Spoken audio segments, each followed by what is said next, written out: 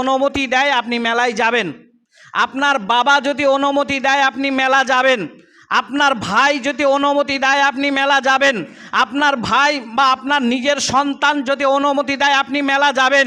কিন্তু আমি মৌলানা বাবর করজোরে অনুরোধ করে বলছি, হাতে ধরে বলছি, আপনাদের কেউ বোরকা পরে মেলায় যাবেন না। কথাটা কেন বললাম একটু হিসাব করে দেখেন। আপনি সাধারণ মানুষের মতো যেভাবে চলাফেরা করছেন, যেভাবে আপনি হাঁড়িওয়ালার কাছে হাঁড়ি কিনছেন, যেভাবে কাপড়ওয়ালার কাছে কাপড় কিনছেন, যেভাবে মাছওয়ালার কাছে মাছ কিনছেন, যেভাবে সবজিওয়ালার কাছে সবজি কিনছেন, ওই পোশাকধারী হয়ে আপনি মেলায় যান, আমার কোনো বাধা নেই। বোরকা পরে কেন নিষেধ করলাম?